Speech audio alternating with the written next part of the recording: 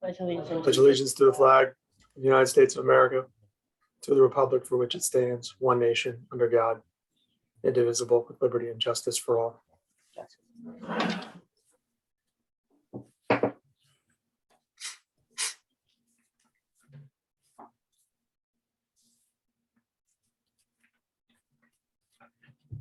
Jeff, can you hear us okay? Yes. Clip that mic on and push. You gotta clip it there. Sorry, I'm a little late, everybody. Hold you up, Hello. I guess. I would entertain a motion to accept the minutes if there's no exceptions.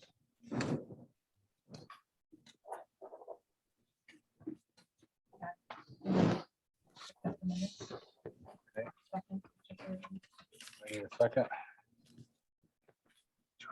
Second, All in favor? aye. Minutes are adopted.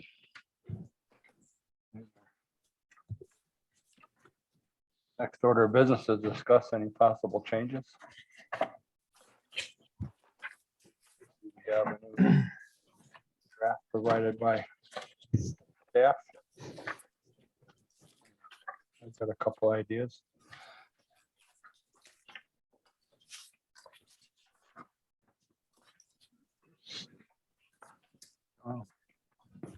Would you like to take us through it again, Mr. Attorney?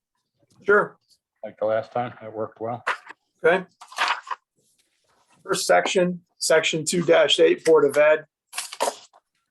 Attorney Mednick provided us with language that was sent this morning as clean language. And the language accomplishes what is a more complicated task than it may seem, because of the fact that if this provision is included in the draft report that is sent to council and eventually included as a question and approved, it requires a transition from the petition-based election process to the statutory-based nomination and election process. So what Attorney Mednick did was set up a process in compliance with Connecticut law that would get the town a Board of Education nominated and elected in accordance with Connecticut general statutes. But that involves a transition process so as to avoid a couple of things, not the least of which is having an entire board turn over in one election, which I think we all agree is not a good idea. So if you have any questions about this specific language, Attorney Mednick is the author. I reviewed it. I'm on board with it. But we can certainly answer any questions you have. Mr. Chair, I think the language accomplishes what we all talked about. Obviously, it's still, I think Julie and I feel strongly opposed to it. But if it was to move forward out of this committee and go to the council, I think the language is consistent with what we talked about the other night. Julie, any comment? No comment. It looks like, excuse me, I'm sorry, my mic was off. Other than Attorney Mednick, it looks like November of 2025. Essentially, it would be based on party vote at that point, major or minor party vote. That is correct. Okay.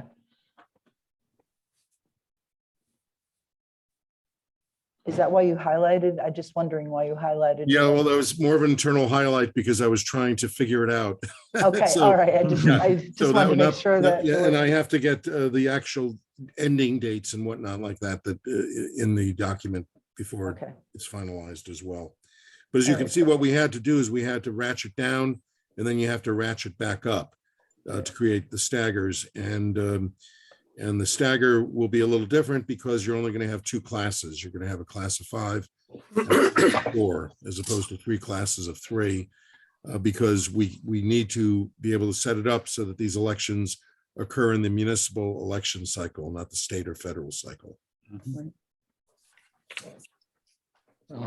Thank you. June, did you want to comment on this or?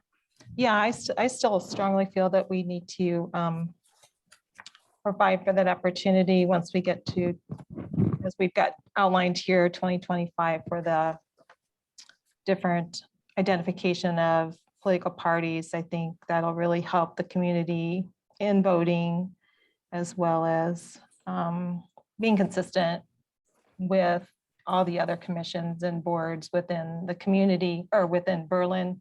It seems, we've set up Berlin's government as a sense of fairness, and it's consistent with that. So I will work with adding that. Yeah. I'm still in favor of it. I spoke to a number of people about this the last couple of days, and as you know, I joined the board or the commission late. And I really am trying to limit what we're trying to change. Is there a way to have the candidates be identified by party? Basically leave everything else alone? Well, I mean, when you say candidate identified by party, candidate means somebody that's either been nominated through the nominating process or through a petition process becomes a member of a candidate on the ballot, right? So if the issue is, if the issue is that people want to know whether someone who is on the ballot by virtue of the current process is affiliated with a political party, well, that information is not secret. So you certainly, you start to get into campaign finance law and SEC regs a little bit here, but there's nothing that prevents anybody, regardless of affiliation or lack of affiliation, from saying, hey, Jeff's a Republican and Larry's a Democrat and Sue is unaffiliated. I mean, all we're talking about here is the difference between being able to say who's a Republican and who's a Democrat on a ballot versus just being able to say it under the First Amendment. So, when you say, is there a way to indicate it? You're on the ballot with an R or a D next to your name if you were put there by one of those parties. If you're petitioning, then you're not nominated in a convention, so you're not on the ballot with that designation. Does that answer your question? Yeah, so, well, sort of. Can we leave the terms alone? Still, people can petition to any position in the town government, correct? Any office can be petitioned for, right? To get on a ballot, you mean? I mean, anybody could petition to be on the town council ballot, right? Or Board of Ed or, Yeah, there's a statutory petitioning process, sure. okay. And what people are mostly asking me for is on the ballot, they want a D or an R next to these folks' names. And they would have to be selected by a town committee, endorsed by a town committee to have that designation on the ballot. Is that what I'm understanding? Right, because if you're not nominated by DTC, RTC in a convention, then you're not on the ballot by virtue of that nomination. Okay, You're not part of that campaign. You're right now, you're on the ballot by virtue of a very unique petitioning process that exists only by virtue of your town charter. And your town charter is completely silent as to anything to do with party affiliation. And quite frankly, even if it wasn't, I can't think of a way how you would then take somebody who petitions and doesn't go through the nominating process and stick them on a line with other people who were nominated there.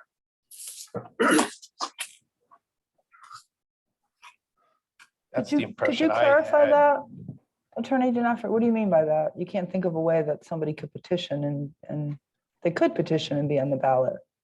That's not what I said. What I said is petition and be put on the same line Oh, okay. as the party Yes, okay, members. thank you. And at that point, they could claim if they're a Republican by choice or a Democrat. But the other, my goal was, after what I encountered the last election, or my feeling is that, and I thought it was, they were going to be on the party line if we go the way we were going here. And then if they have to be nominated by the party, they have to be nominated by the party. And if there's additional people who want to petition that weren't nominated by the party, they can identify themselves as whatever they wanted, right?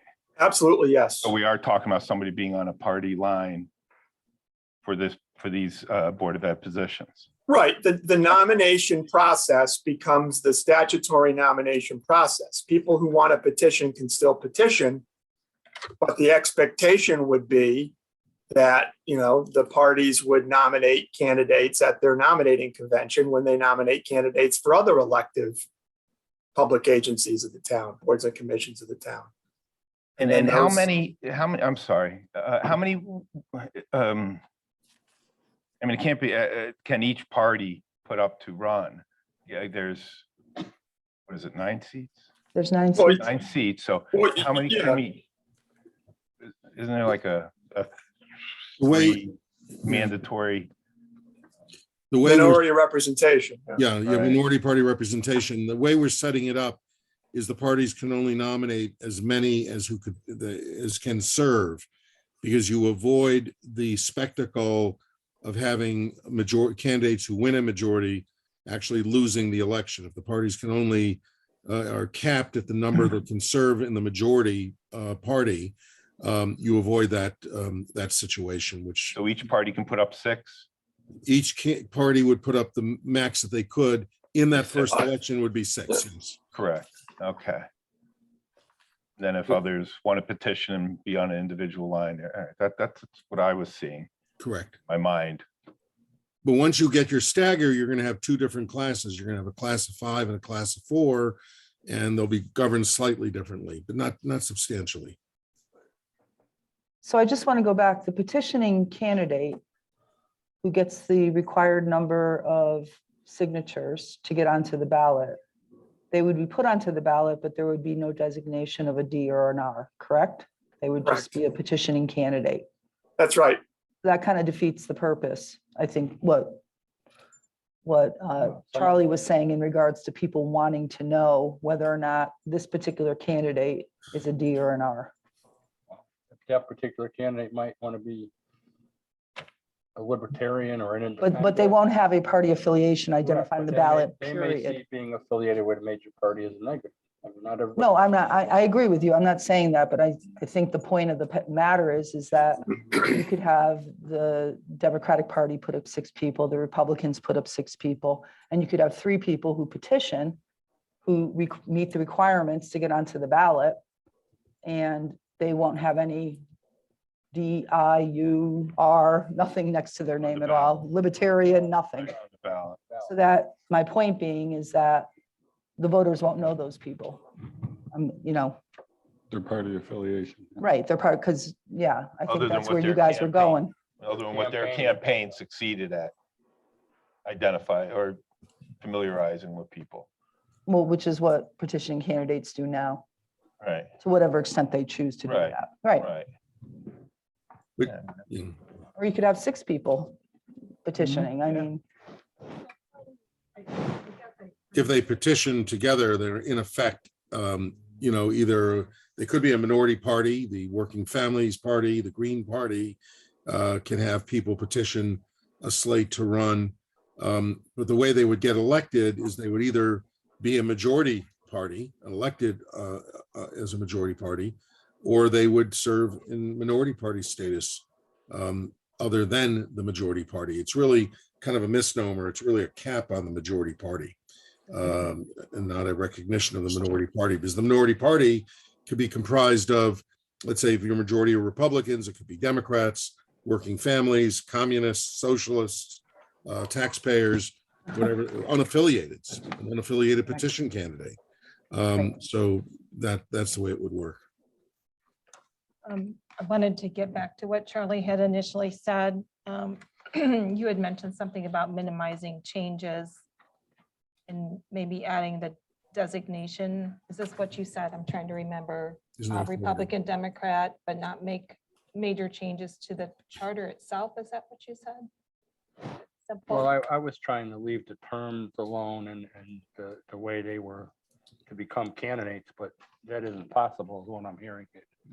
They need to be nominated by a party to have a party affiliation on the ballot, Okay. if I'm understanding it correctly. Yeah, I mean, Charlie, when anybody that runs for office, when you fill that form out that gets filed with the Secretary of State's office, you have a party designation on there. So when you go to the convention, that form you fill out every 2 years. Yeah. That dictates the terms, the length of the terms for the school board? No, I'm talking about party designation. Oh, yeah, that I understand, but you just said leave the terms. Well, would What it is be it? simpler if we left the terms alone? I'm trying to give the folks as little change to worry about as possible, trying to keep it simple. I think one of the things we did talk about was trying to get onto a cycle of a 4-year term if we were looking at a potential of a partisan Board of Ed. You think that cycle's better then, or?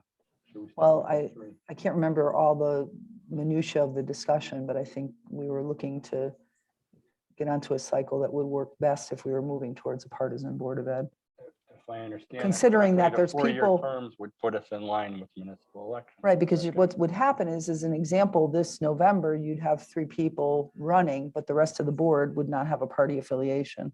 So I believe that's what Attorney Mednick was trying to do, is this transition Over. towards, and then incorporating the 4-year term as a part of that.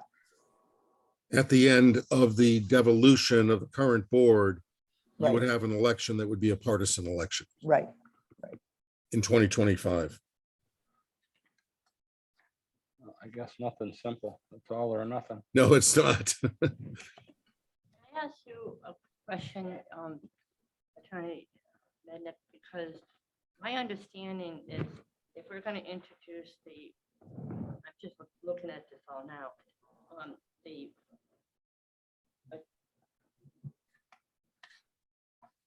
there's going to be a 2-year term and a 4-year term to introduce this. Will candidates have to run either on the 2-year term or on the 4-year term? Is that correct? In the Because first that's- cycle, there would be a group that would be running for 4 years and a group that would be running for 2 years. I believe I have it set up that 5 would run for the full 4-year term. 4 would run for a 2-year term. 2 years later, they would run for a 4-year term. Right, so I want people to understand that. We had to do that with the Board of Finance. So that in 2025, when you elect your candidates, the Republican Party will put up so many for the 2-year term, and the Democrats will put up so many for the 2-year term, and then the parties will put up so many for the 4-year term. How long have we been doing the 3 years? Since before I started. How long is that? Really? I think it started in. Because, I- now he mentioned to go with as little change as possible. What I've heard is a lot of reason that the last attempts to make changes fell on its face, so to speak, or what was said to me. I really don't know the details, but it was because there was too much change put into it. I don't know, though. I wasn't, Well, this question was on the ballot separately.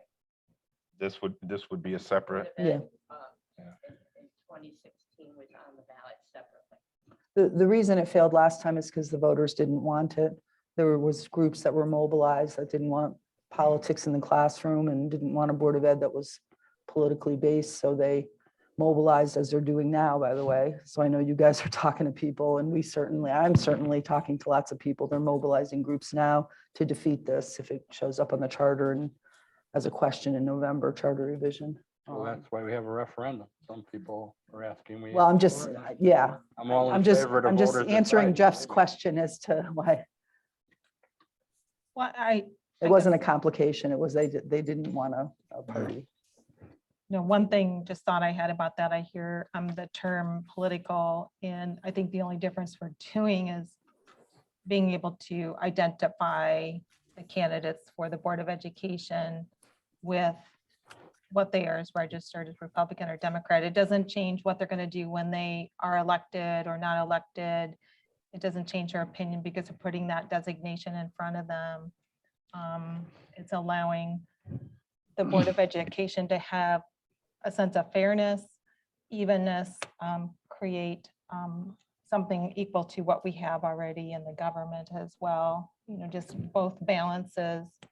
And I think that's a good way to handle, bringing differing opinions in so that you can have a good balance there. You can bring differing opinions in without having the party affiliation, myself sitting on the board for 9 years, there were many differing opinions.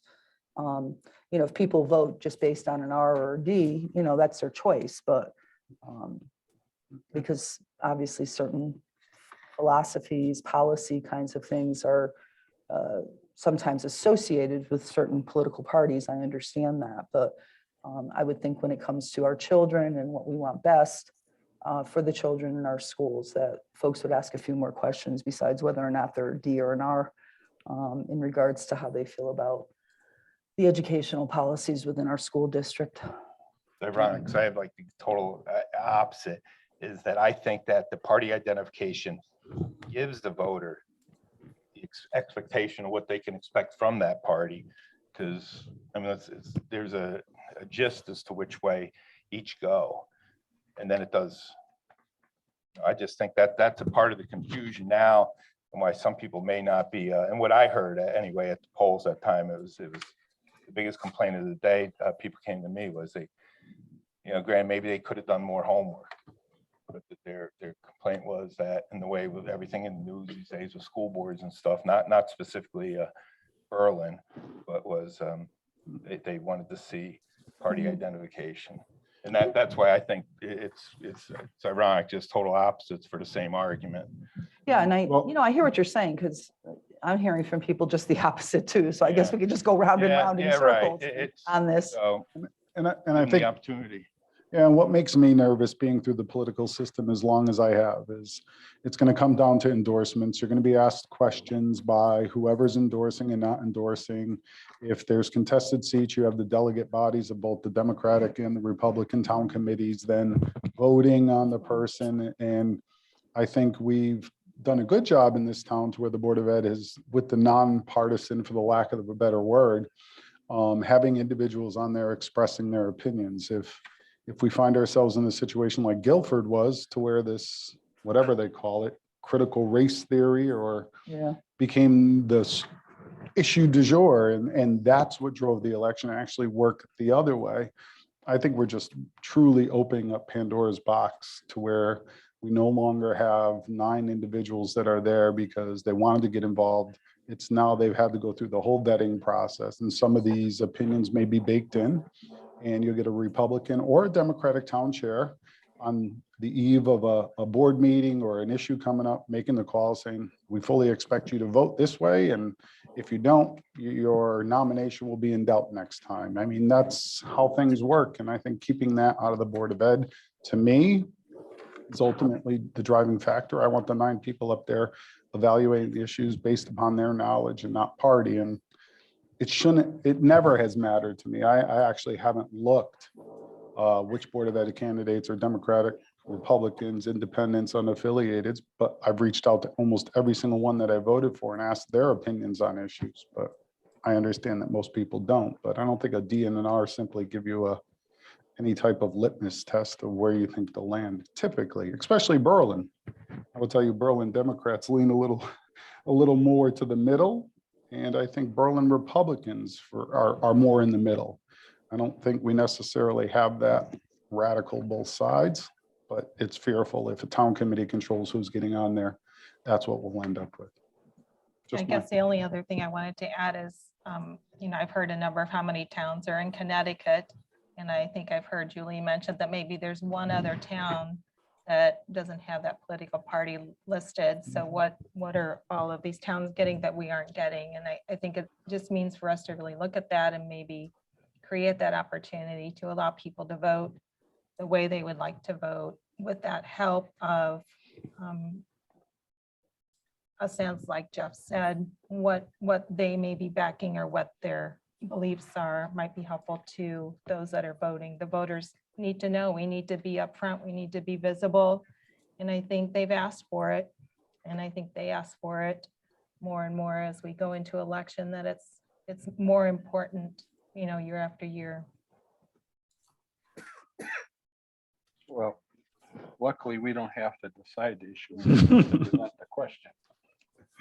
There's certainly pros and cons both ways.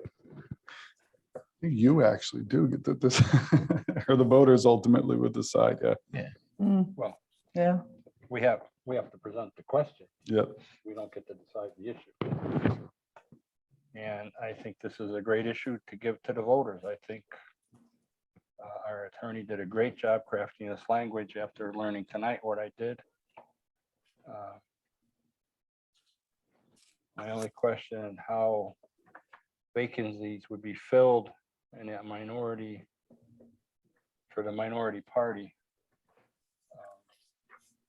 If someone was endorsed by the opposite party and they sat on that, would they be considered a member of the party that endorsed them, or they be considered a party of their registration? Am I making any sense? You're talking about the endorsement process, Charlie? Yeah, if the Democrats endorse the Republican, I've heard that happens once in a while. It does. And that person left the board for some reason. Mm. Would the Democratic contingent select the new member, or would the Republicans select that new member? Is my question. How does that? That's good. That's a very good question. My instant read would be the party that nominated and they were elected under would then have the ability to replace, but that's just my Yeah. gut. Maybe somebody with a law degree can help us out on this one. Yeah, I mean, typically if that party was on the, if it's a D or an R on the other party's line, it's their seat to fill. And I think that's the language you have. You know, Yeah, you don't, vacancies. Yeah. yeah. I just came across ironically today, a charter where it actually gives it to the political parties. I've seen that once or twice before. It's a very, very old provision. The modern tradition is that you want to preserve the voter's choice. They made a choice that it was be a Republican or a Democrat, and the body is obligated to appoint somebody of that party affiliation of the departing member of the vacant for the vacant seat. Okay. I tried to scratch something out, if you bear with me. For some reason, I thought I should add it to 29-2. Any candidate, regardless of party affiliation, who has been endorsed by a major political party, either individually or as part of the slate of that candidates, shall be considered a member of that party for the purposes of determining minority representation as set forth in its charter. Is that logical? Well, we have a vacancy section. It's 2-13 in the existing charter that nobody in our meetings has talked about changing. So if it says it, except as otherwise in this charter. So there, if you wanted to make an edit, I suppose we could make an edit in 2-13. It doesn't accommodate it. I just want to make sure it's clear if that party gets that person on the board, or I would think it should work for the council or the board of finance or anything, then that seat would consider belong to that party, Endorsing party, the endorsing party, correct? endorsing party. And I think under this language, it pretty much does that. Except for in the case that if you had like a Crossing. Democrat running for the Republicans or vice versa, That's what I'm worried about. that it doesn't, I don't see where it accommodates that. I'm missing it maybe, or it just says party. It's rare, right? I mean, how often does it happen? And- But from what you're saying, I guess it happens. I mean, if you're worried about somebody with a different party affiliation than the party that nominated them, we could make that tweak in 2-13 to make that clear. I would I mean, agree. I- That know, speaks that's- about the council. It doesn't speak about like Board of Ed or Board of Fin, I'm sure there could be other potential vacancies in other boards and commissions. I would like it to apply to all the, Yeah, Because the way I'm reading it, it says by appointment by the council for the unexpired portion of the term. in So to 213, me, it says that it appears. to 213 me- Any applies, elective- 213 applies to all elective offices. any elective office, the council just being the highest that would cover them all. part of it. Yeah. Well, if you read it literally, it says the council. So, The council shall appoint a person, yeah, whether it's That's all a I'm person of the saying. council that stepped down or It's for person of the everybody. finance board, right? Or any, It's townwide. yeah, it's townwide. They're just the highest authority, right? So, yeah, The legislative body of the town. I make a motion to put that in there. Do we need a motion for that or? No, but let me understand what you're looking to do here. What you're looking to do is clarify 2-13 Yes, by saying the council shall appoint a person of the same political party as that of the former incumbent, unless such incumbent was not enrolled. And then you want to just have a clarification that indicates that the council shall appoint a person of the same political party unless that person, unless the person whose seat is being filled was nominated by a different party than that which they are registered. I mean, there's all these different scenarios that come Right. up. I mean, I could tell you, when I was on the Board of Ed, there was somebody in my party who was not happy that she couldn't get a second to a motion. So she changed parties during her term. And these are 2-year terms. Changed parties during her term. Then the same thing happened with the other party. And then she changed to a U. So she Didn't get finally, elected again, did she? she finally resigned before the end of her term. And we kind of all, on the Board of Ed, we kind of all laughed. Okay, how do we fill this vacancy? yeah. Was she an R? Was she a D? Was she a U? Well, I could So, argue with a straight face, she was an R. She was elected. as an R.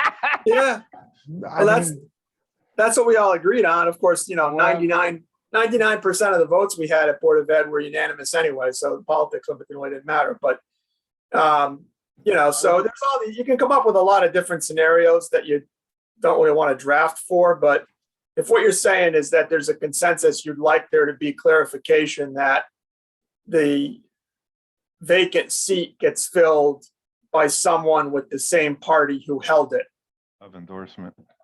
who based on the, endorsed them, Endorsement would be, based on the nomination, then we can make that clear. That's what you're talking What about. I'm trying to say is if the Democrats nominate a Republican and they get on any of the boards, the council or the Board of Ed or whatever, that person is part of the Democratic caucus at that point. And if he leaves, the Democrats should be able to appoint that position again. So do you want to say shall appoint a person of the same political party as nominated the former incumbent? Same Same nominee. as nominated would probably Nominating party. clarify it, yeah, I think that Does that make sense, Steve? Yeah. yeah. So we'll just get rid of the words that of, 213. and we'll say as same political party as nominated. We'll just put the word nominated in place of that of. How's that? Well, I'm paging back through the charter on section 2.9. It says nomination of candidates. Would that be in that section instead, or?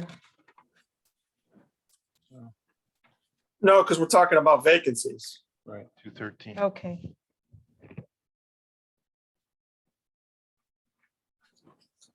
So to. The last sum up- line would just read, in filling any vacancy, the council shall appoint a person of the same political party as, Nominated the former incumbent. yeah. Yeah, okay. Well, if that party helps Mr. Jones get elected and he leaves, that party should get someone from their party to fill that seat. Yeah, All right, so to sum up where we're at, we're okay with the new language for 2-8 provided by the attorney, correct? We're gonna move forward with that. For the Board of Education, the new language, and we're gonna make that. Terms changing or status? Are you, may I ask a question, Jeff, where did 2-8-2 come from with regard to the vacancies on the Board of Ed? Where they actually get to fill it? That's not language I drafted. Charlie, that was language that somebody provided that at the last meeting. I thought it was Charlie, but it could have been somebody else. Yeah. So are we going to have appointments by the council to the Board of Education, not by the Board of Education itself? Well, that's what we need to figure out. I mean, because I had in what you had provided, Steve, that was provided to the commission, we had obviously a 281 to deal with minority representation. Yep. That replaces that Board of Ed establishment provision that came out Exactly. at the last meeting. But now we still have 282 in terms of vacancies specific to the Board of Ed. And the state statute 10-219 allows for it to be filled by remaining members of the board. Right, But it says unless otherwise provided by charter or Right. specified. right. Well, we have freedom. I just wanted to at least let you know what the state statute called for. Right. I mean, I assume that I shouldn't assume anything, I guess, but I thought that the consensus of the Charter Revision Commission was to leave that alone, let the board fill during term vacancies. All right. I just want to make Isn't- sure I wasn't Yeah, sure whether you were moving because you were looking at 213, whether you were moving away from the 282. No, I thought, I didn't think that there was any interest Good. All right.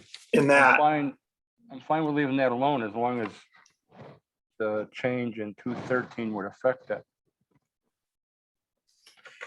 You probably want to have similar language in there regarding. Well, right now it says in 282, it says in filling any, and by the way, Charlie, I think you drafted 282, right? Yeah. So in 282, it says, in filling any vacancy, the board shall appoint a person of the same political party as that of the former incumbent. So just make the same change. Take the word that of and put nominated. Nominate, fine. That was my reason to bring it up. I want to make sure the language was consistent. That'll clarify it. Thank you. So That eliminates Democratic board members from voting on a Republican, vice versa, right? So It would have to be of whoever was nominated, the party that was nominated for that vacancy, right? Yeah, I mean, the idea in every So it's the town. same is- scenario that Charlie played out before with the town council, right? Where, the Democrats put up a Republican, they vacate the seat. They The should- Democrats should be able to nominate, appoint someone else. Yeah, Same thing with the Board of Ed. right. So just for clarification for me, so I could fully understand it. The Board of Ed is still going to replace the member, or is the town council going to replace the member? I think Board of that's, Ed. Board of Ed. okay. All right. Yeah. I didn't mean to confuse. I just want to make sure the language was consistent between. No, says you didn't the confuse board. it. It's fine. All right. Yeah, 213 provides that except as provided otherwise in the charter, and 282 with respect to Board of Ed vacancies is that provided otherwise in the charter language. Thank you. So everybody good up to 213. Still don't like it. Yes. it's Yeah. good. I'm not in favor of it, but It is what we talked about. I guess I had a question, and I think we're worried about what party backed, what is the term I'm looking for?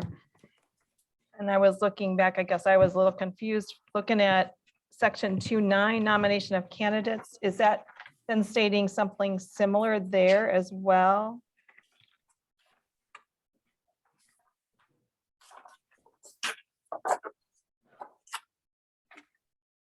Or maybe I'm got it wrong here. Well, 2-9 is the process by which candidates for elective office are nominated. Doesn't have anything to do with vacancies.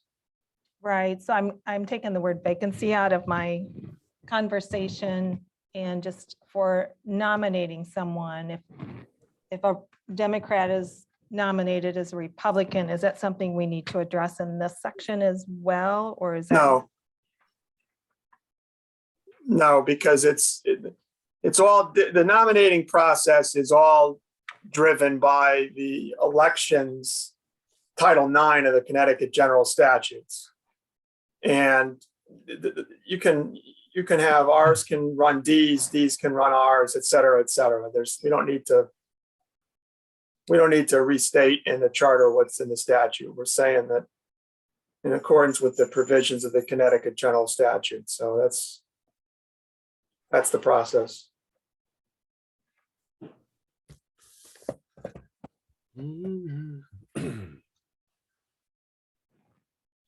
I guess I was thinking of like the town council, if someone ran for mayor and was backed by the opposite party, and then if he doesn't get elected as mayor, does he have an opportunity to be on the town council? For what party? Does he, there's provisions for. I mean, is there a difference there? If it's Mayor, backed, the mayor's separately elected. right? So that's under the town council nominations and elections. And that is true, that if you have two candidates run for mayor and candidate A is the winner, candidate B can knock off another town council member of the same party. If they have more votes, If they have more votes Right. than the other, than. the one other of the three, yeah, Right, but that's Right. under the town council section. right. Nobody's done that though. Have they, Kate? No. Yeah, I don't think so. Okay. So Well, I have We've an, got enough votes, I don't think, since we changed. Okay. mm, Yeah, we had that. Okay. Not to say that it may not, but. Thought- it has. Yeah, I It's thought okay. Rich was higher than some of the Paskowitz. yes, he was, I believe. Yeah, He was. but he chose not to, yeah. No, I don't think he was. I Oh, might be really? wrong, But we had that conversation because he. Of course, there's a lot that goes on, so my Yeah, little yeah. brain, the filing cabinet is a little full. But he had told me that he wasn't gonna take it Hmm, because he only wanted to be mayor. Yeah, But I think, I'm like, but it says shall in the charter. And so it got to the point where it didn't matter. So Oh, that's why I'm okay. thinking that. okay. But I might be wrong. I'm wrong often. So I just have an inquiring question here. So really, it's the Board of Ed that is the only board or commission that has the opportunity to fill a vacancy when there is one, based on the, Council does too. yeah, but nothing for the Board of Police Commissioners, nothing for the Board of Assessment Appeals, nothing for the Board of Finance. I'm just looking at all of section 2, basically, where they identify all the elected boards and commissions. And the only one that we've carved out with selecting the successor for a vacancy is the Board of Education. Mhm. And I know, Charlie, you mentioned that town council is the highest authority, so to They speak. fill the vacancy too now. But, yeah, I'm just saying there's just an inconsistency because there's several other boards. There's a Board of Police Commission that's elected, a Board of Assessment Appeals, the Board of Finance, the Board of Education, the town council. And in the other boards, there's not a carving out of a replacement for a vacancy. We're assuming that section 2-13 applies to all the other ones except the Board of Education. And maybe I'm just being too literal. I don't know. No, that is, I remember being on the town council, we had a police commission vacancy, we filled it. When the Board of Finance had a vacancy, the town council filled it, Okay. right? So the town council does do all the other ones except for the. I just Board want to of make sure we're all understanding. It's only the Board of Education that we're not deferring to the council to fill it. Right. We're allowing the Board of Ed. Okay. All right. Which I think if we went the other way, that would really doom this question.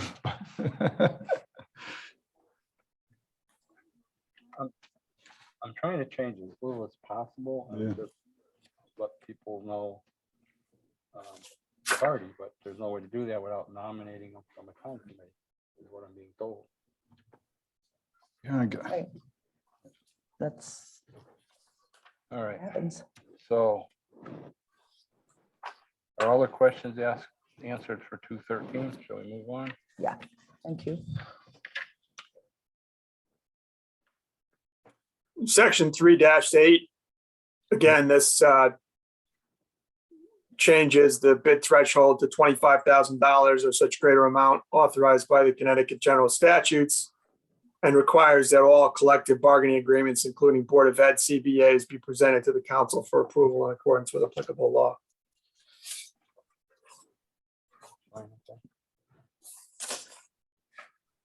Section 4-2 has to do with the financial reports that are submitted to the Director of Finance on a monthly basis by the Board of Ed. We didn't have any changes to that section last time. Section 4-4-1, we talked about this at every meeting.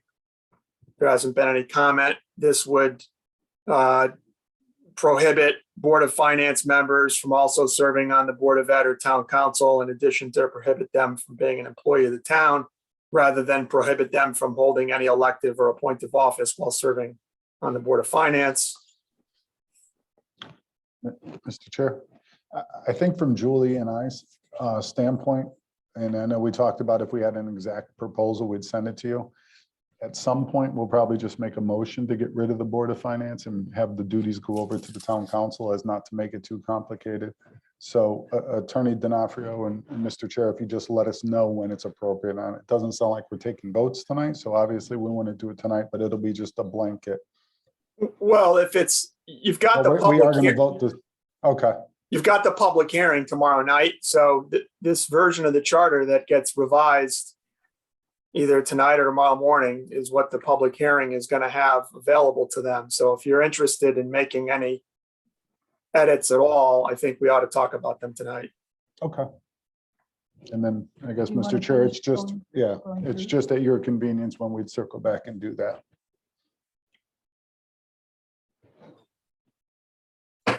The next provision is, we talked about at the last meeting, the residency of the town manager, section 5-1. You all agreed that while the town manager doesn't need to be a resident of the town of Berlin, he or she should be a resident of the state of Connecticut. So that edit was made. 5-3 under duties of the manager. Again, this was a cleanup with respect to the annual town report. 5-5 purchasing and payments. Again, the bid threshold was increased from 10,000 to 25,000. 5-5.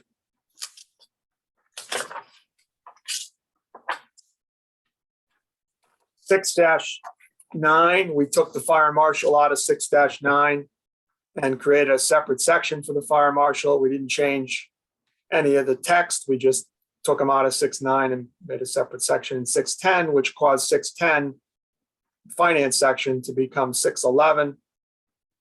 As you know, there were a number of changes that were requested by the finance director and or the town manager in section 6-11, many of which were cleanup to reflect current operations and structure.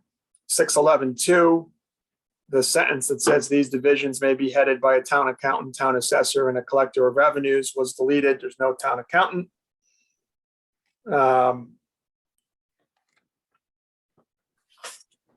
Also within 611.2, the finance director had requested changing the year-end fiscal financial report deadline from 120 days to 180 days, which is consistent with Connecticut law and with the current practice. 611.4, it's a change. It reflects the way things have been done for the last few years, but it was a request by the town's outside auditor. And that's the last sentence. The Board of Finance and the Town Council shall include the annual actuarially determined contribution. It's calculated by a qualified independent actuary engaged by the town in the annual general fund budget. The town's been funding the ARC, but the auditors thought it'd be a good idea to make that part of the charter so that it became mandatory rather than discretionary. 611.6. This is a section B that we talked about deleting, which is finance or capital leases being approved via town meeting. And we talked about this several times, that there's a requirement if it's $25,000 or more, assuming that that portion of the charter revision is adopted, that it go through the Board of Finance Council appropriation and approval process. But for capital leases and other types of leases, it really doesn't make sense to have that process that's in 611.6 apply. Two members of the Board of Finance requested that we leave that in. They felt that some of the leases could be big enough to be substantial and they'd like to look at it. So does that mean you want to undo the deletion? Correct. Leave B back in there. What does everybody else say? Shall be approved by who? Shall be approved by who? Town manager? Under the original charter, it meant that the leases could be subject to the same situation as the bond. It's just that some of the leases we've seen could be 5-year deals for $100,000 a year or more. We think that should go through the Board of Finance. I agree that the lawnmower leases or something, no, but the Board of Finance feels they want control over this. But if it's over $25,000, then it's subject to that process anyway. Anyway, And if it's multi-year, it has to go to the legislative body. It's a $25,000 threshold. That's what we put in. Yeah, Okay. So the Board of Finance requested it, or members of them, you said? Yeah. Two of them asked me to leave it in, but So would it be, reading this, I don't see how they're tied to the $25,000 threshold, but if you're telling me they are. I defer to your knowledge of the charter.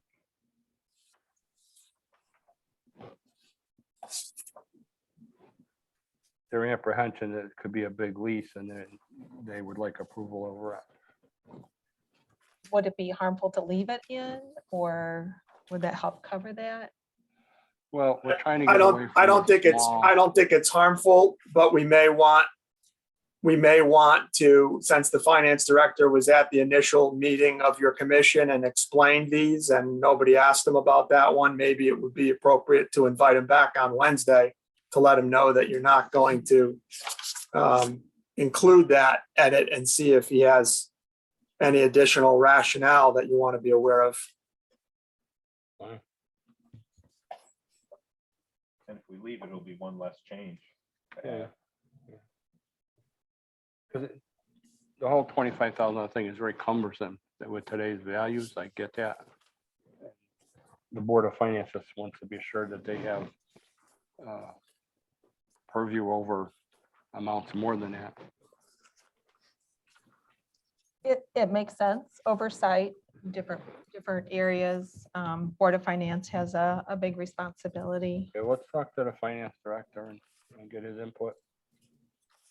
So that's going to be a question mark at the moment.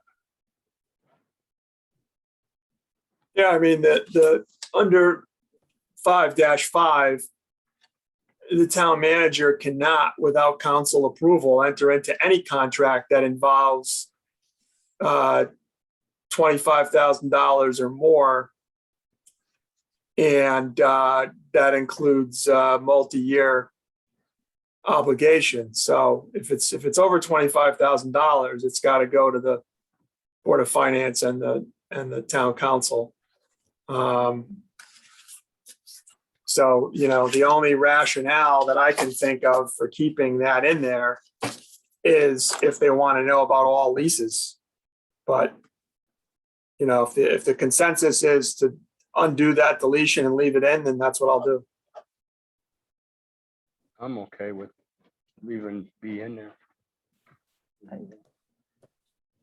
So restore it. In all due respect, I don't recall the exact thing that the finance director talked about in regards to his rationale for deleting it. So I'd love to find out what his rationale was for deleting it. Well, you can, I guess, invite him back on Wednesday. Okay. Okay. So do we want to leave it as is, or do we want to unscore it for the meeting tomorrow? We have to vote on a draft to give to the public. After the public meeting, we can change it again, right? Yep. So let's leave it in there for the public meeting. Let's put it back in. And if he convinces us to take it out, we'll take it out after the meeting, Well, okay, so you want it back in. please. Okay, got it. Is that okay? The only thing I'm thinking about is, are we not giving the public an opportunity to at least see it? I mean, I think we could probably leave it and you could couch it as this was proposed. We're not sure where we're going to land on this, but we wanted to leave it intact. So folks, if you had opinions, we could at least hear them. I don't know. That was my thought. Makes sense. Reasonable. Right, because otherwise we're putting something that, well, didn't really get a public hearing back in if we agree with him. But it's really, it's a non-point. If we Yeah. take it out, it's not even an issue to be Well, what, It won't be presented. And if highlighted. it is something he feels strongly about, hopefully will be at the public meeting to bring up. Because we're looking for simplicity in this, right? And the number of questions and Mm. the, I guess I support Charlie with his thoughts on that in conversation. I think you said the finance board. right, but Are you speaking on behalf of the whole finance board, or were there no, just two one or two members members? asked me Two to leave members. it in there. And So, yeah, and what I'm and, understanding is they may be misinterpreting it. right, They think that applies to all, it says all finance or capital leases, whether or not subject to non-appropriation clause, shall be approved in accordance. Well, And- for what it's worth, I agree with Joe's comment that if you leave it in there as deleted, then the public has the opportunity to see that you're proposing that for deletion. And if they want to comment on it, they can comment on it. If you just restore it and don't show it as something to be changed, why would anybody talk about it? It's not up for debate. I agree. Right. That's fine. Okay? Thank you. The next items, Attorney Denafrio, I'm sorry. When you get further down into that the next paragraph, where we can go to referendum, like especially when you go into what is the new I guess, B, yep, at the end of that, we could send something to referendum. The registers, I think, wanted to have just the ability to have one go in place. That be included in this area? I thought I put that in the polling places. Yeah, I put that in 7-6. So that's with the budget. Okay, so you want the same language I from think so. 7-6 in 611 6B? I think so, because I thought they wanted it more for the off referendum than Yeah, yeah. the odd referendum. okay, that's easy. While you're on it, it says the registers upon unanimous consent may cause the budget referendum to be voted upon in a single polling place. The consent of whom? Can Each we put other. Each other, or can we put the council in there? No, council's got nothing to do with it. So the registers just take it on themselves and make that move? Yep. If we gave it to the council, any one councilman could stop that.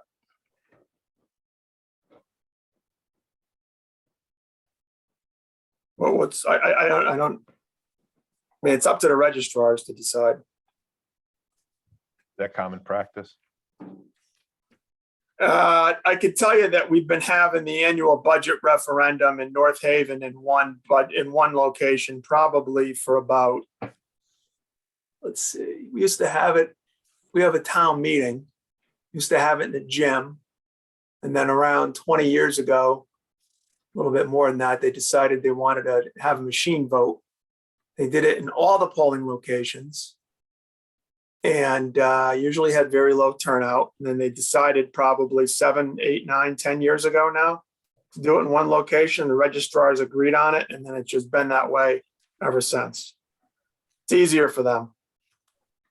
They're the ones that have to run the election day operation, right? I mean, that's, Does I it- believe that was a request from both registrars in an Yeah. email that was sent. Well, I think Charlie, you were mentioning it had to do with who had the authority to make that decision at that time. I don't know. I'm guessing there's different referendums that come across. There might be some that have more value than others. Would the town council be able to have that decision on whether they do that or not? If it's a referendum that has something that's impactful that they want? I mean, if the registrars want one or two, and then they'd rather have all. And town council might want it more. I mean, would they have? I know Well, the right. My experience is that you don't know how many people are going to show up. So when you talk about the importance of a referendum, it's really subjective. What we think is important as a referendum and think everybody's going to come out and vote on this. I mean, we've all been there, right? And there's like, 500 people that show up for the vote when we think there's going to be like 1,500. So it's really a subjective opinion. And, I think the registrars and their email, they have to coordinate all this. And if they're in agreement, which is put into the provision in 7, We have had, whatever. like the senior center, I have my little notes, senior center bond ordinance, that was done back in December of 2004. We had one polling place for that. That was at the American Legion. For the improvements to the Timberland Golf Course, that was in June of 2005. That was one polling place. So this section here where we were talking is almost more important for that ability to go down to one polling place, because that's the ones that really are very, very low. The one in 2004 had a 7% turnout for the senior center bond. The improvement to Timberland Golf had a 12% turnout.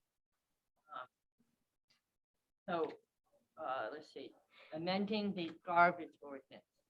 Oh, My favorite. I remember that. Right. That was 2009. Yeah. And that was at the American Legion. Yeah. We did have almost a 28% turnout on that.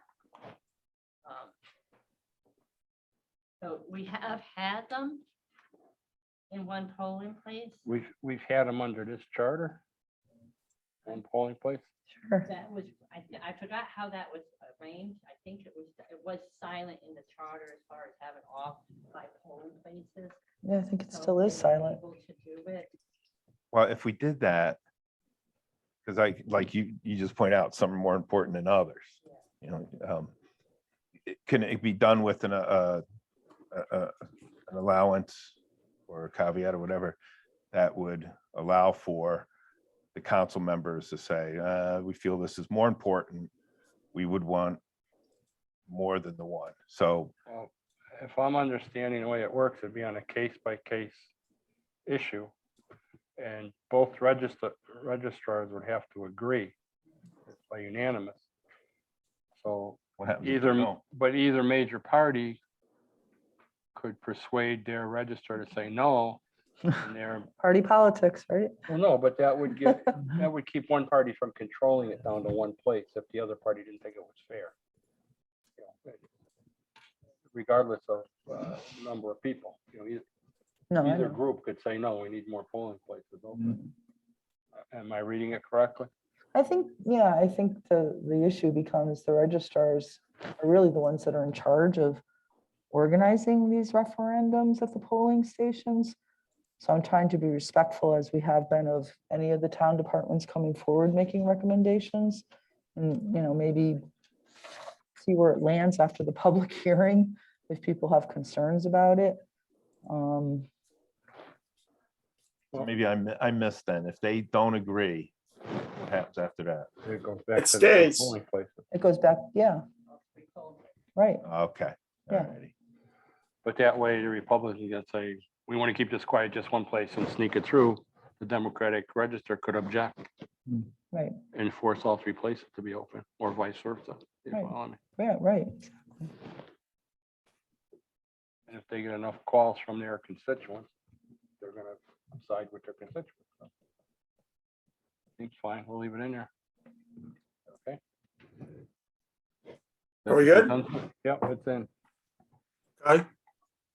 Good. So we'll put the same last sentence in the annual town budget referendum 7.6 into 6.11.6B. The registrars, upon unanimous consent, may cause the referendum to be at one polling place. And then the next change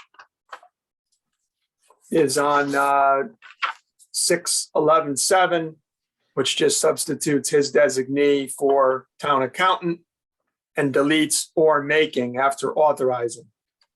Talked about that a number of times. The finance director doesn't want to be liable if he does not authorize an expenditure, but his office cuts a check at the direction of the town manager. 6.11.9, I explained to you that the CAFR is now a bad word, so it's now called Annual Comprehensive Financial Report. So that edit was made to conform to current terminology. Annual budget requests, town manager asked that we change January 15 to December 1. That's in 7-1.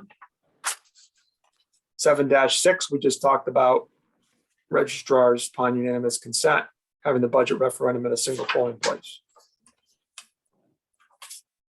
7-6, still under the annual budget referendum section.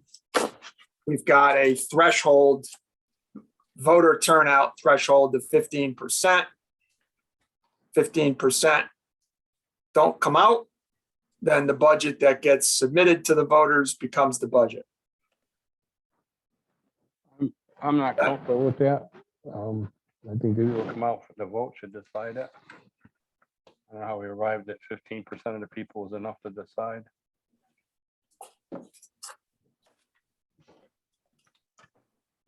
I would prefer we take the 15% requirement out. Leave it the way it was. And Mr. Chair, just for your benefit, I know when Sal was here, we talked about, I walked into Hubbard at like 3 o'clock in the afternoon and I was the 63rd vote for the day. What does nearly no participation from the public, what does that actually give Tell the ya. policymakers? Mm. I think putting a percentage in there, I think we all shared it, was important to at least direct town council's decision on that in absence of a percentage. Now, if we wanted to talk, is it 10, is it 15? I think we can have that conversation, but I just don't know what you glean from it and try to be consistent. It's the same thing I said about the other thing. If you guys are on the town council, we all elected you, you're there to make decisions. I'm not going to micromanage you. But if you're that far afield on a budget proposal, the public will come. Well, I agree. People vote when they're upset. They don't vote when they're happy. And- And if someone doesn't like the budget as presented, when I was first on the council years ago, there'd be 150 people, 200 people at the budget hearing, and most of them had strong appearance. Mhm. Now, nobody. And Nobody testified at all. And the voter turnout was low because people were happy.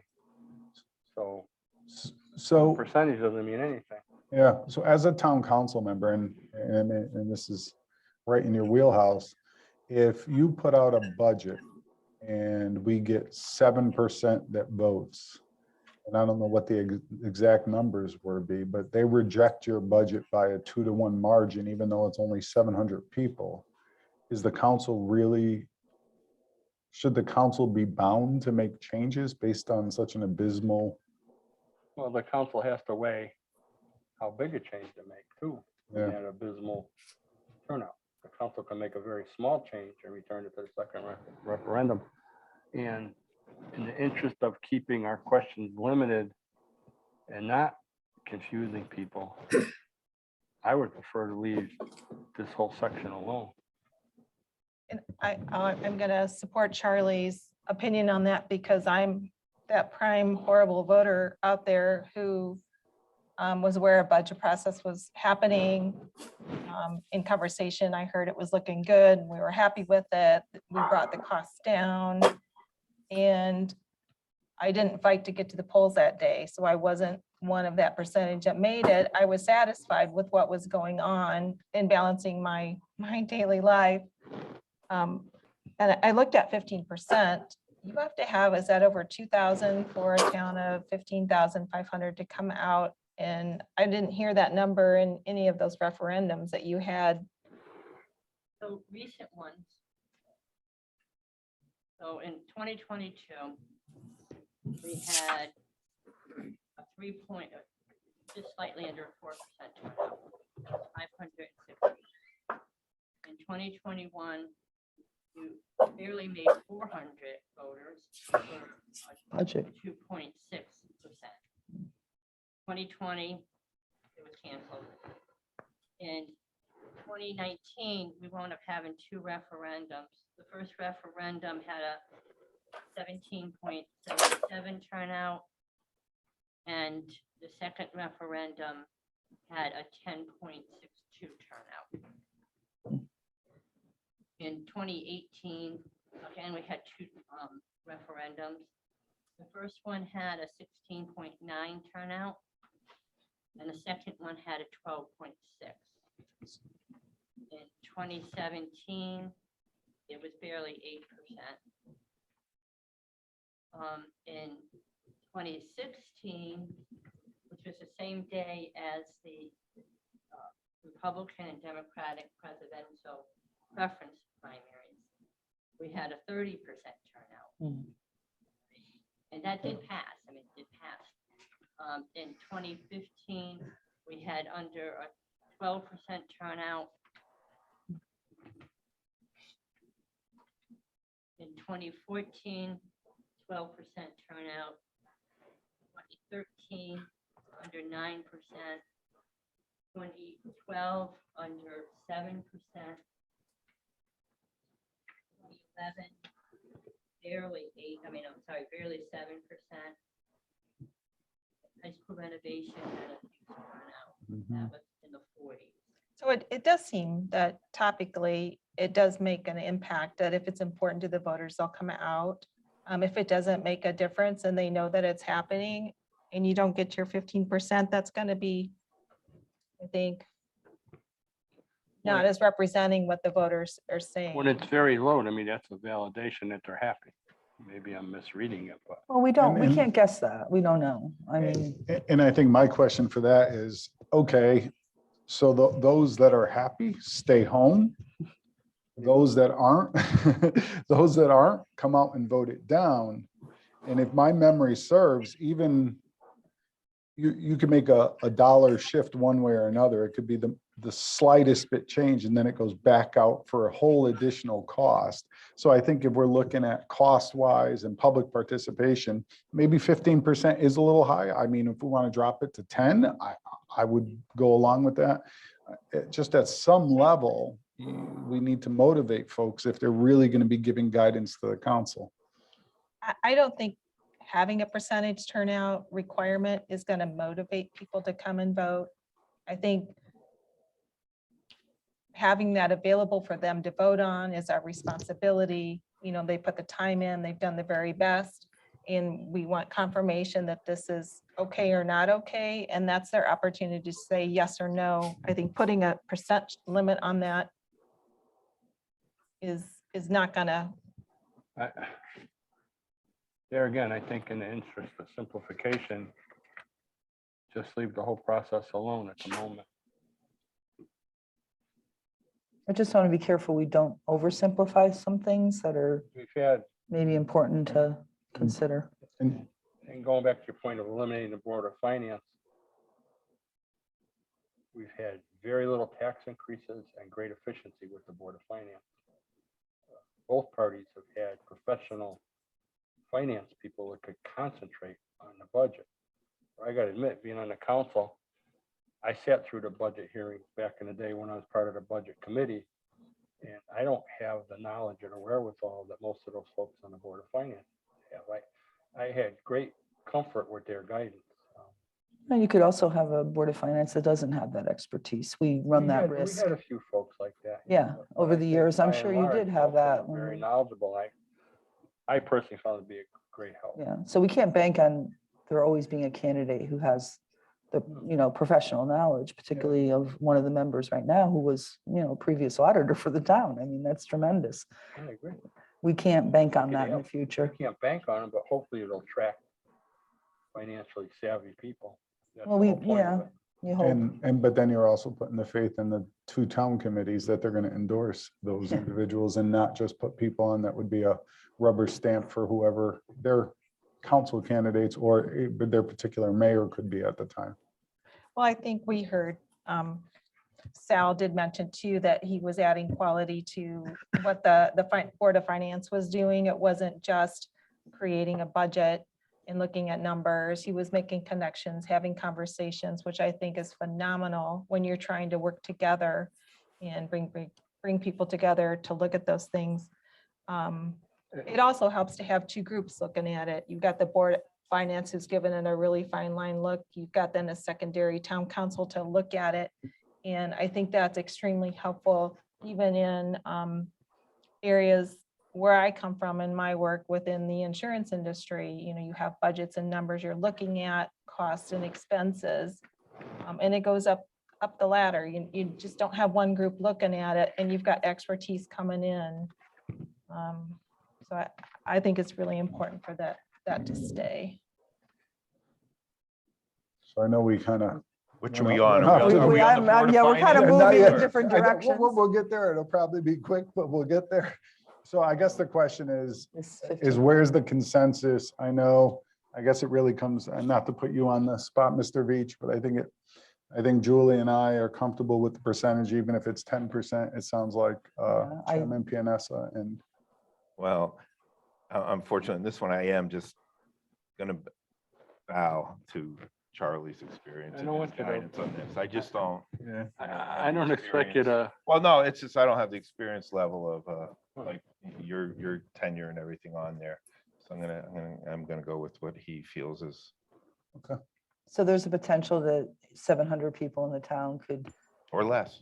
or less, yeah, But they could be. don't, because all it does is kick it back to the council. No, I understand that, And if it was I voted do. as too high, the council has to make a cut. right? I do understand And that, if it Charlie. only, Yeah, if it was only turned down by 3 people, we can cut $2.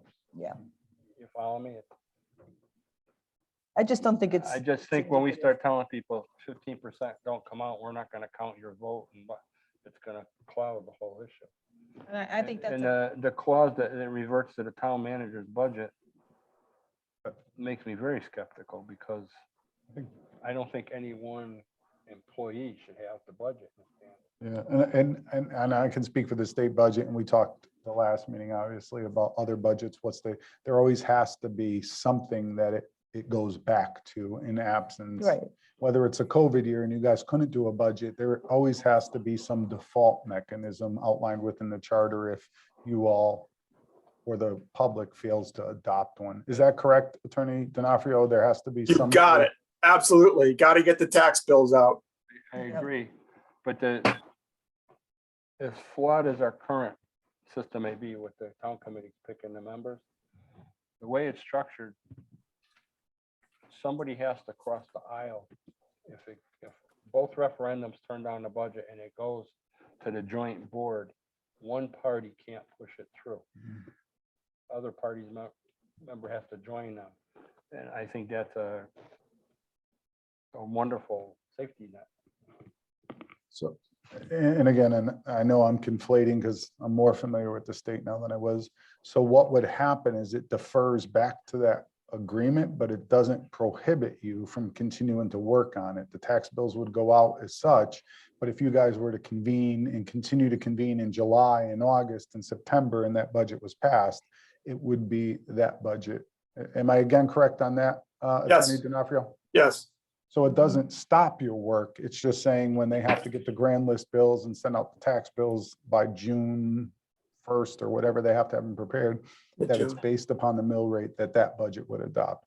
And you could send out other tax bills Supplemental. or even give a credit or whatever it is if you were to do anything different. So it doesn't stop your work, but it just gives you something in case it's not done.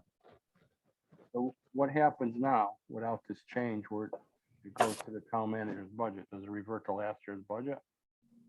I think the town manager is currently the default, if I remember correctly. That's new language, I believe. Is that new language, Attorney D'Onofrio, or is that current? well, the only new language is in 7.6F.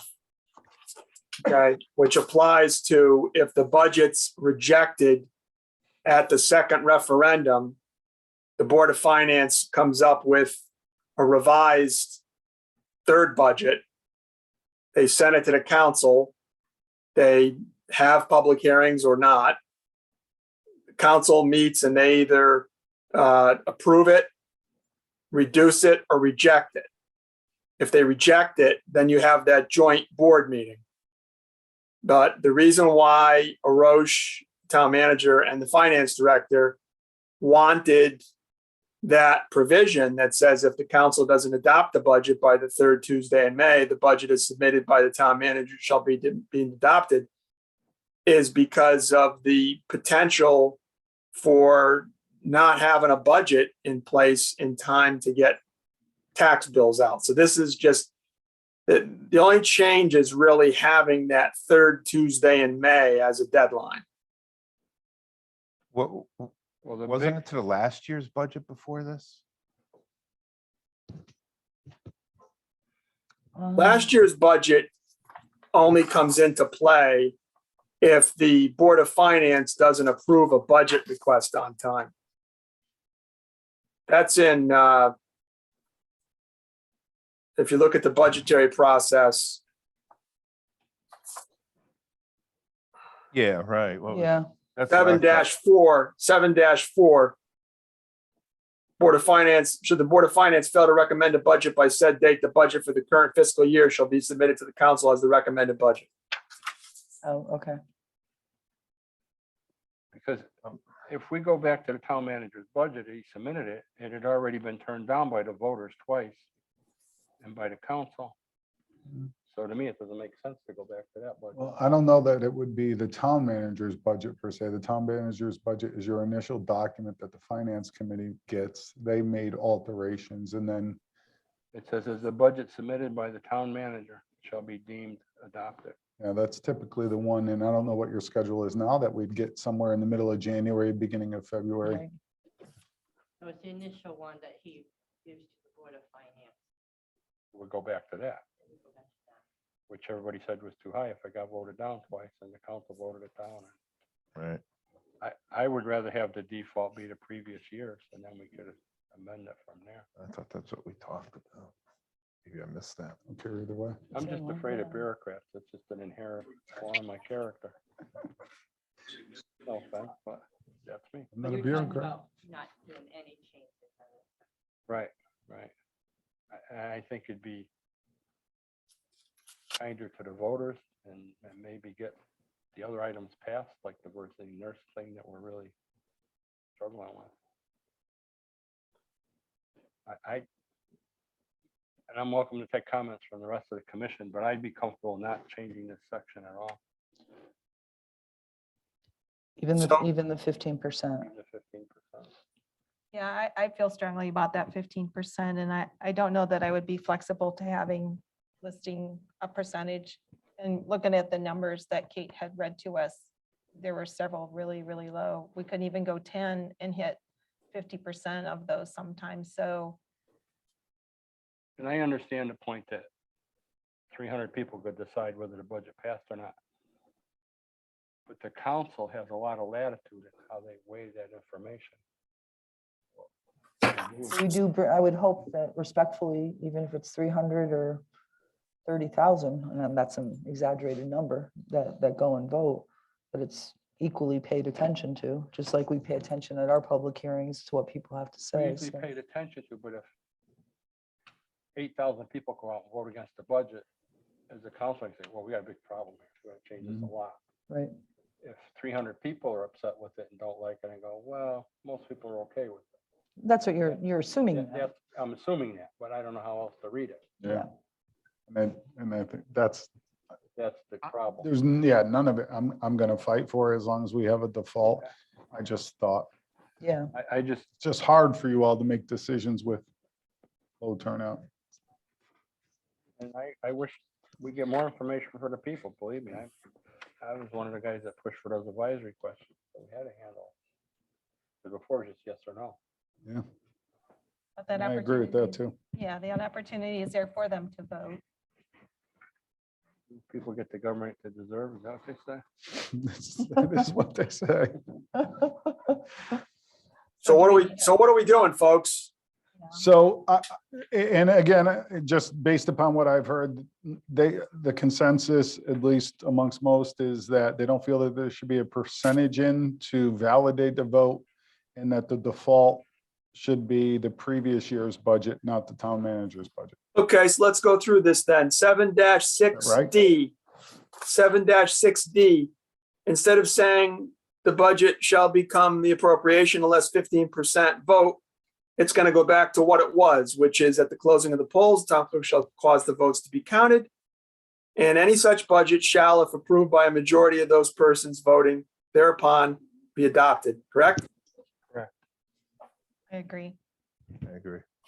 Okay, and then in E, in the event that at least 15% of the electors at a town vote, that will be deleted. Mhm. So that it'll say in the event that any such budget is not approved, it's rejected. And then the Board of Finance meets within 10 days, and then they send it to the council. Within 5 days of receipt, the council meets.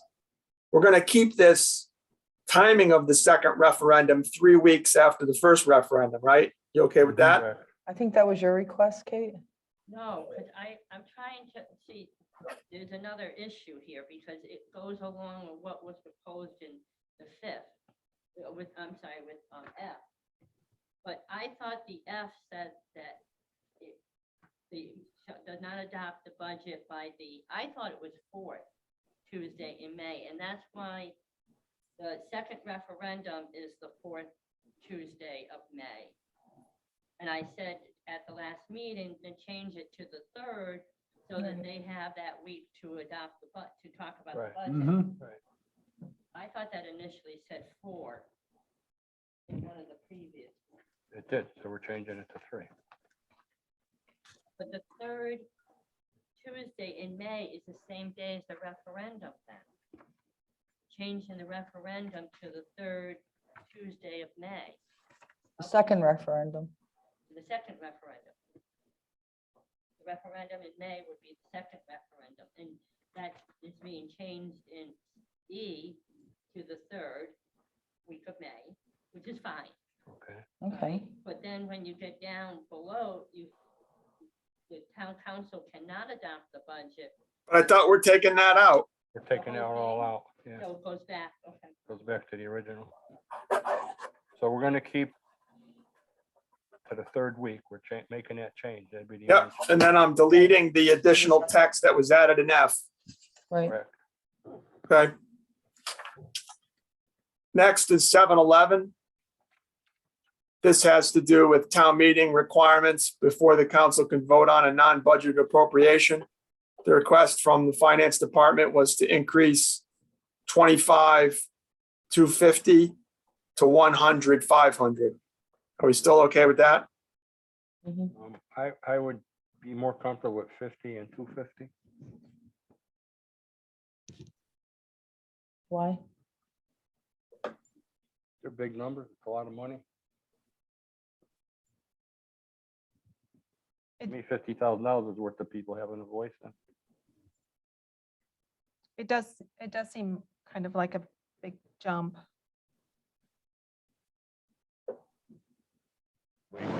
What's expensive? What are you I mean, looking for? I can tell you the thought process in other towns is that people do have a voice. They elect the town council, they elect the board of finance. Yeah. This I is an recommended operational 100. issue. The finance director. would Yeah, I think prefer the that. Yes. finance director recommended this. What do you guys think? I think it provides oversight. I think it helps with just some of the controls.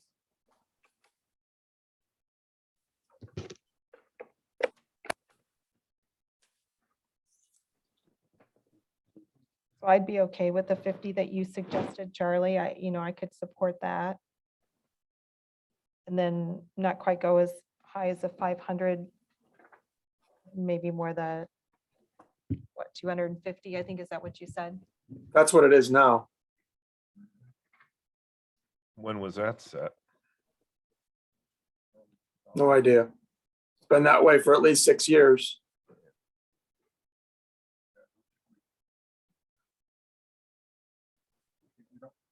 Okay, you don't remember when they changed that? I think it was early charter revision. I think it's been around for a while. I think it's been around for a while. So it wasn't Oh. 2016 then?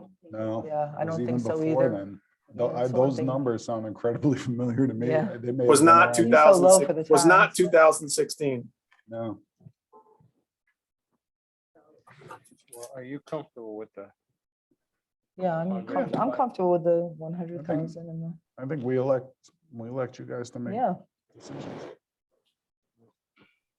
What do you guys think? Should we go with that? That's the way we came up with before. I mean, I said, Charlie, that was your opinion, and I support that, you being on the town council, Well, but it is cumbersome, and I don't know all the inner workings of the finance department.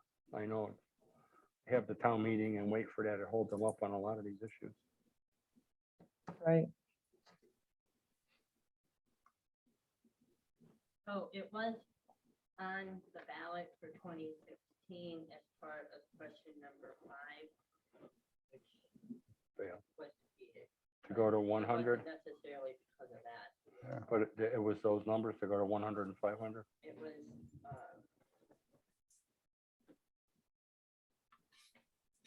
words differently. Clarifies when a town meeting is needed, no new language, approval of a town meeting. Required for non-budgeted appropriation and transfers as follows. 1, for individual non-budgeted expenditure appropriation and transfers exceeding $25,000 for individual non-appropriate revenue and transfers exceeding $50,000 for a cumulative non-budgeted appropriation and transfer in any type during a single year exceeding $250,000. So essentially, they just changed the wording, not really the numbers all that much from the previous charter. That was that question. I think there was a ton in there, if I remember. Yeah, it was There a- was tons of big things in bag, there. Yeah. I think that's where, I think the default was no, because Because of the Board of Ed, which is my concern, with moving forward with that change. All right, we'll stick with the 100 and 500. I'll agree with it. The next edit is within 711. This is timing of transfers. Instead of having transfers be limited to the last 3 months of the fiscal year, the request from finance is to have it in the last 6 months of the fiscal year. And the finance director is required to provide the Board of Finance with a summary of interdepartment transfers on a monthly basis.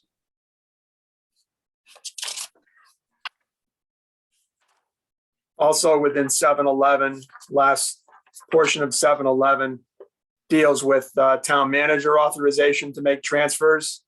Mhm. And what's been eliminated is that last subsection 3, the manager's authority to transfer shall be limited to $5,000 for any single transfer. Again, these are transfers that are not being made to hire additional staff that hasn't been authorized by the council and the Board of Finance. These are not transfers being made to purchase major pieces of equipment or other items that were deleted by the council or the Board of Finance from the budget. These are, interdepartmental transfers from unexhausted line items, transferring unencumbered funds from one item of a department budget to another item of the same department budget. So it's a very limited scope of transfers. 7-15 is just a cleanup of the annual town report in terms of what it is and what it's not.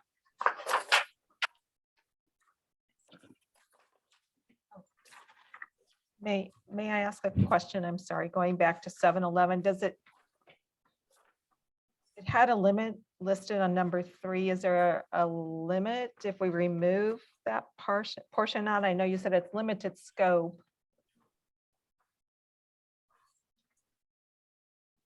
Back in 7-Eleven. Yeah, I mean, look, it really comes down to whether you think there should be a limit for that type of transfer. You're talking about the unencumbered balance of a departmental appropriation, moving money from one line item to the other.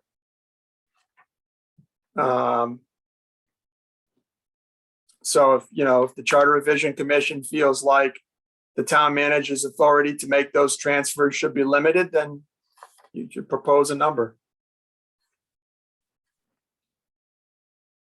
We're talking within the department, correct? Right. And for non-permanent Yeah. expenses to where at least personnel and otherwise. Yeah. I'd propose 10,000 from 5,000.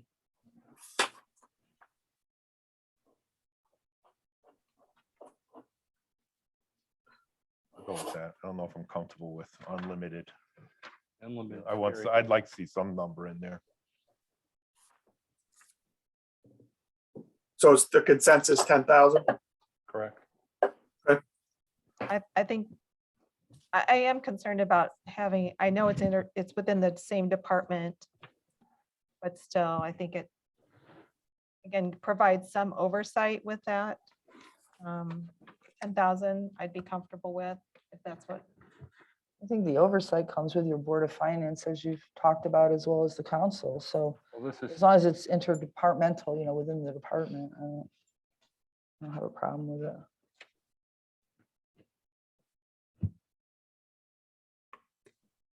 yeah, I support the 10,000, having a number in there. I think it would stop like the over manipulation of an already approved budget for that department. You get somebody to put through what they know will look good and but possibly think- pass. So if it was over 10,000, they'd have to go to the council and the Right. Board of Finance to Yeah, get approval. approval, Is yeah. that what this is indicating? Yeah. Within the department for a line item transfer? I don't know if I agree with that. Yeah, of money that's already been appropriated. It's in the budget. Yeah, exactly. It's within the department. If it's a line item transfer within the department, I don't have any problem with erasing or deleting number 3 in that one.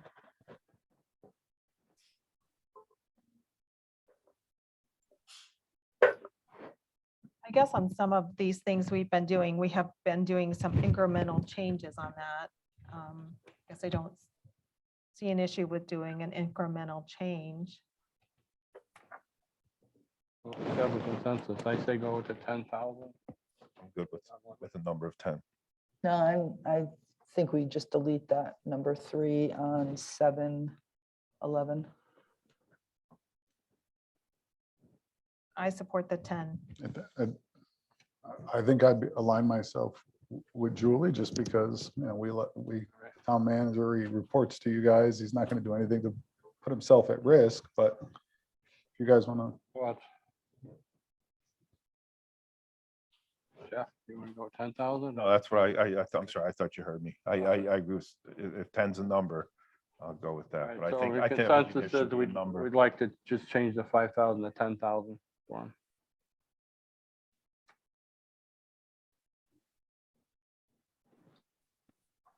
If you're willing to deal with it every month at council meeting, All right. careful what you Good wish luck. for, right, Jeff? behind you all the Board of way. Finance and Charge. council are going to be busy. So the consensus is Interdepartmental line 10,000. item transfer. Yes, sir. Okay.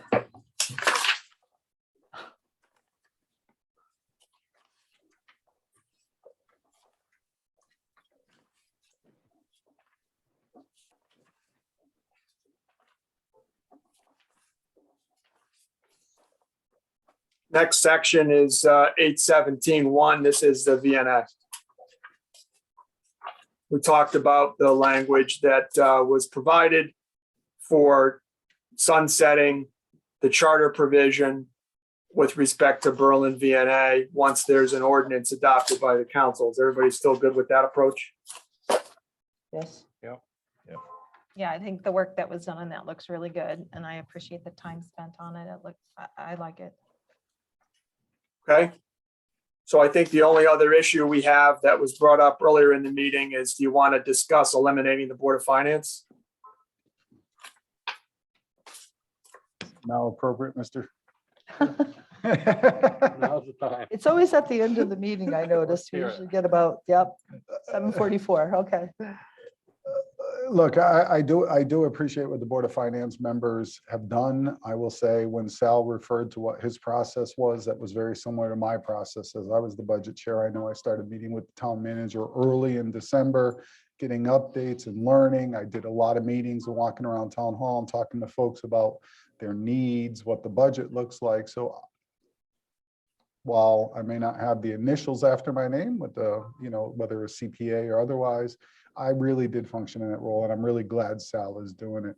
As a town councilor, you did that. Yeah, as a town councilor. And I just feel really strongly that it was of a great benefit to me as a town councilor to be able to do my duties throughout the year, being as familiar with the budget, sitting through all those workshops. It helped with the relationships with the staff people. I understood them more.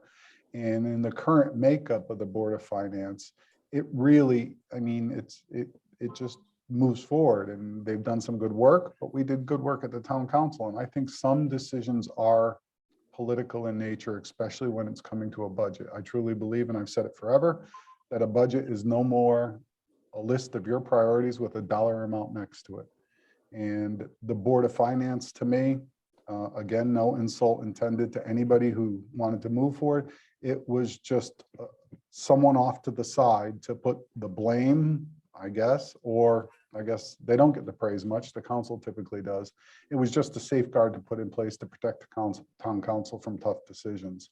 It is the highest legislative body.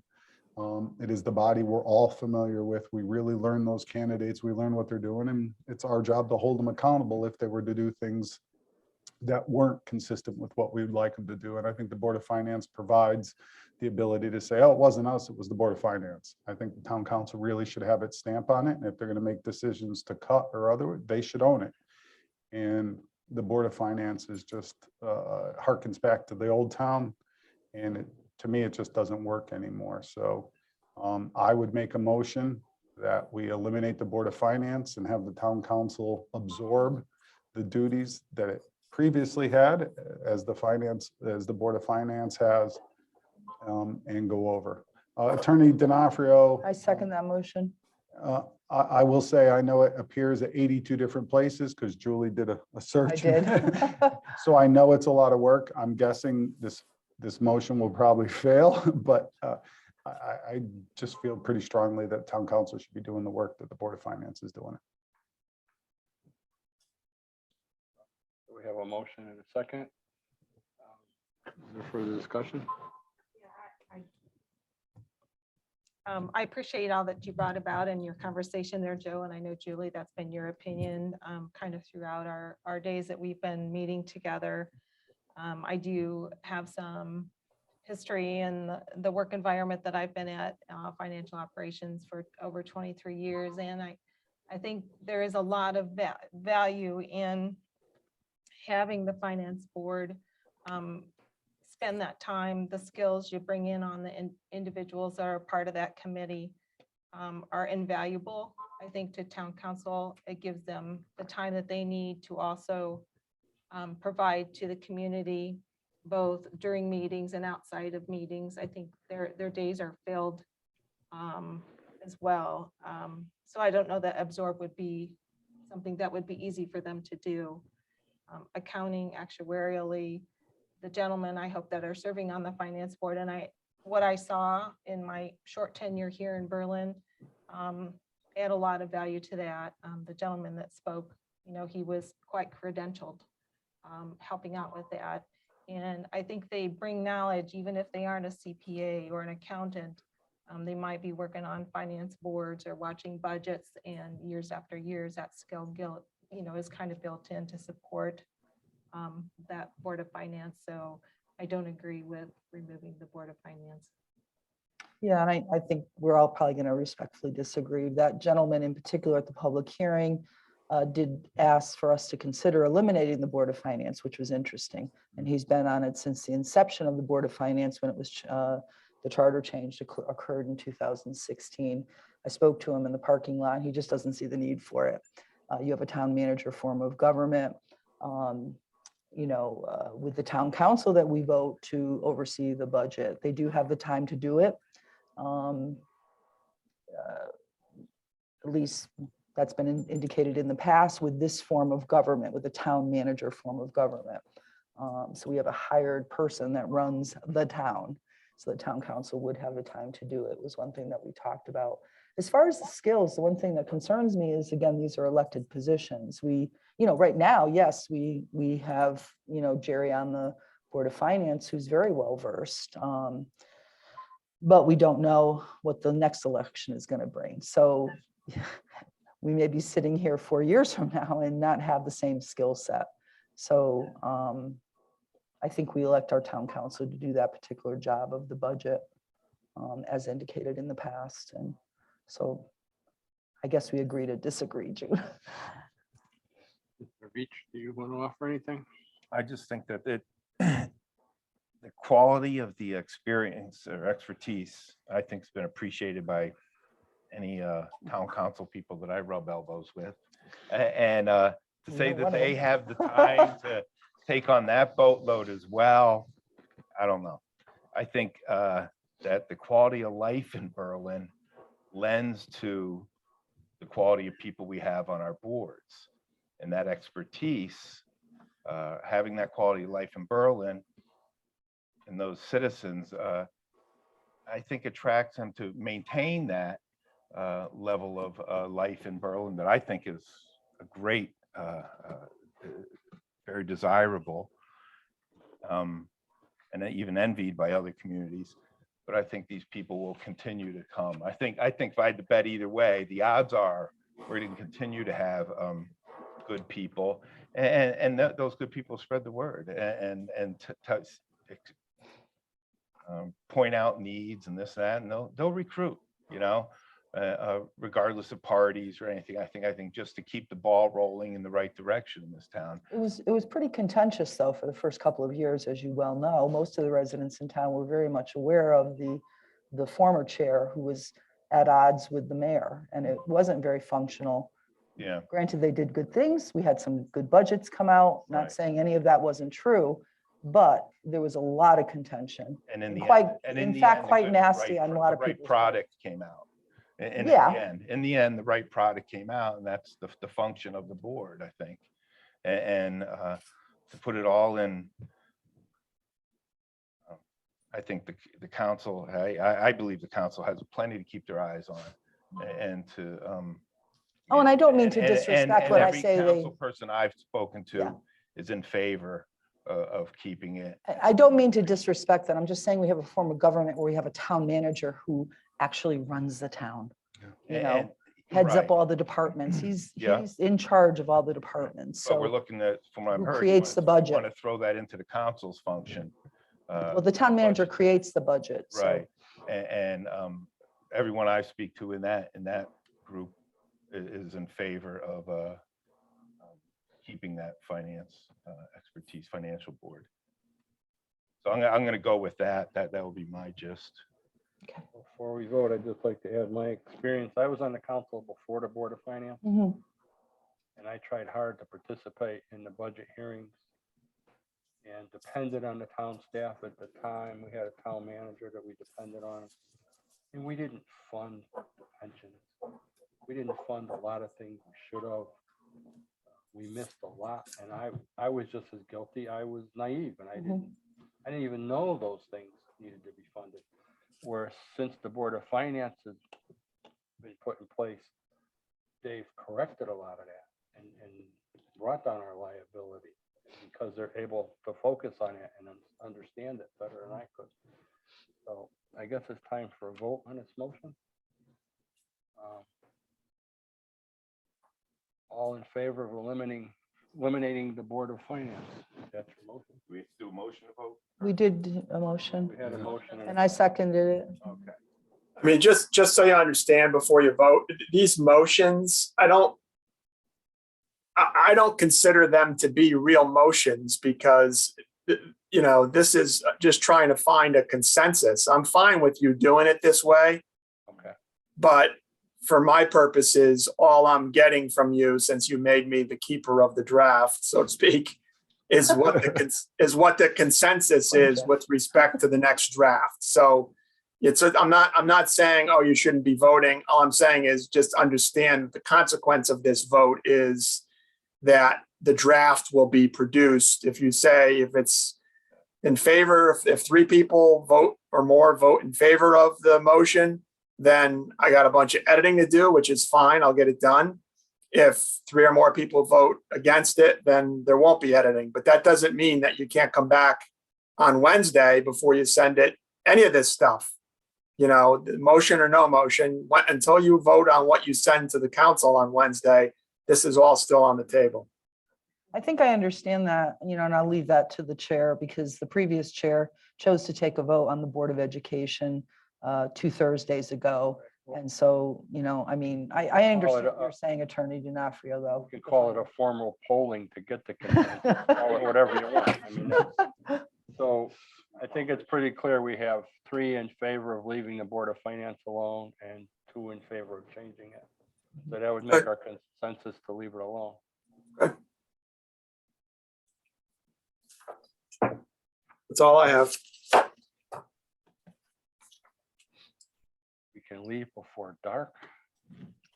So you're gonna now, It's dark late. no, send the draft report to public hearing Yes. Okay, so how do we do that? tomorrow. So we have our draft that Attorney D'Onofrio will produce. Yeah, tomorrow morning, I'll send Kate the updated draft before 10 o'clock. Do we need to vote to send that to the public hearing? Yeah, what you should do is you should make a motion to send the draft revised charter as a draft report to the public hearing. So The moved. draft as discussed tonight. Okay, so moved. Is there a Second. We have a second. All in favor? Aye. Aye. Any opposed? We have our draft. And the public hearing is in this room, right? Correct. 6 o'clock, correct? Yeah. So what will happen is when Attorney D'Onofrio sends me the update, I'll put it on the event calendar, whatever Okay. he sends me. I should do that today. Yeah. Just to get some word out. And then I'll make copies so that if anybody comes tomorrow, I'll make it hopefully enough copies. And Madam Town Clerk, if you would, is there any way by whatever time tomorrow you can provide me with like just bullets? I don't want it to be partisan or anything. I just want to put it up on Facebook and get it out there so folks know the issues that we're considering. I don't think you have to get into all of them. And maybe I could just do it myself. It's really, Well, I mean, I can come up with something, but. I- what I may If not we're be gonna able to put put something out anyway. publicly, I would like the entire Yeah, Document yeah. out there, not pieces. that Is is, there a link on the website to the current Yeah. there draft? is So a- every time it's updated, there's a link on the website? So what I did was, with today's meeting, I did put it under the event calendar. So it was, it's what was given to you when Right. you first came in. And also then when I got the Board of Ed information, I put that up there too. Okay, My plan was to do the same thing for tomorrow. Of okay. course, the information I'll get in the morning, and then I will put that up there for anybody to see with. what Okay, so we talked could about. always attach a link yeah, we can, to the full charter okay. or what we've agreed to so far, I guess. Will you have hard copies for us to work with during the? pub- I will have hard copies for, I feel like we're killing that I'll tree. do as many hard copies as I can. Oh. Do you want help? I can come in. I know, I feel like we're killing a tree every time we do. We it. I'm, are. I'm glad you're doing it back to back, though. Thank you for doing that. Okay, is But there I'm any happy other, to do that. any other comments for the good of the order? I will entertain a motion to adjourn then. All in favor? Aye. Thank you, attorneys. Good night, Great job. folks. Thank you. Thank you, Good night. guys. Thank you.